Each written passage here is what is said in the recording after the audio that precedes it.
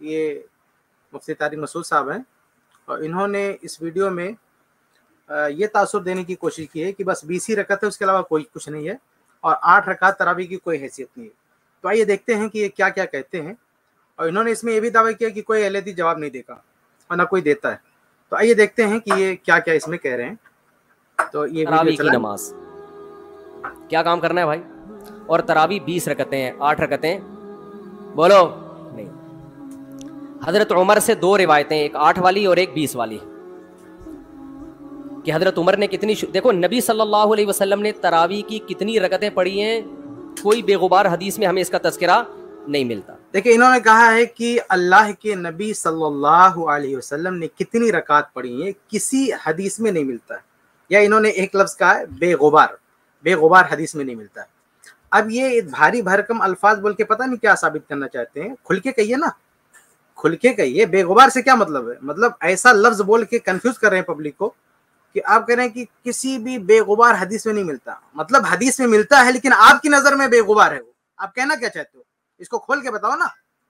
मतलब कितनी चालाकी से, होशियारी से आपने बेवकूफ बना दिया पब्लिक को। बेगुबार हदीस में नहीं मिलता है। आप ये कहते हैं कि सही हदीस में नहीं मिलता है। अगर इस तरह बोलते तो शायद कोई बोलता है कि भाई हदीस तो है लेकिन इनकी नजर में सही नहीं। तो हकीकत ये है कि अल्लाह के नबी सल्लल्लाहु अलैहि वसल्लम ने कितनी रकात पढ़ी हैं, ये 2 किताबों में, ये रवायत 2 किताबों में मौजूद है, बल्कि और भी की किताबें मौजूद है।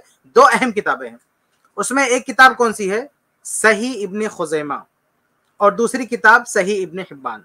सही इब्न खुज़ैमा, सही इब्न हिब्बान, ये हजरत फरमा रहे हैं कि बेगुबार हदीस में नहीं मिलता। और ये 2 हदीस की किताब ऐसी हैं जिनके मुसन्निफीन ने किताब का नाम ही रखा है सही।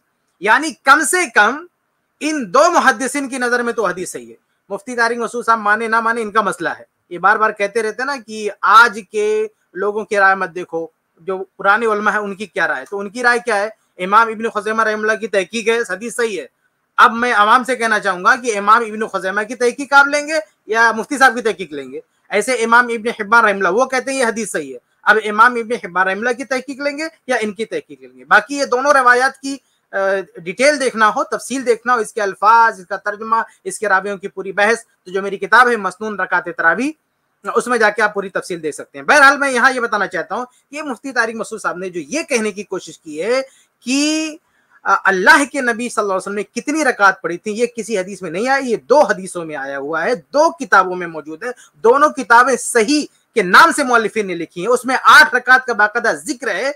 इसलिए ये तासुर देना कि किसी भी हदीस में, यानी किसी बेगुबार हदीस में नहीं। अरे गुबार आपकी नजर में हो सकता है मुफ्ती साहब, आपकी नजर में गुबार हो सकता है। इमाम इब्न खुज़ैमा रहमतुल्लाह की नजर में कोई गुबार नहीं उस हदीस पर, इमाम इब्न हिब्बान रहमतुल्लाह की नजर में कोई गुबार नहीं उस हदीस पर।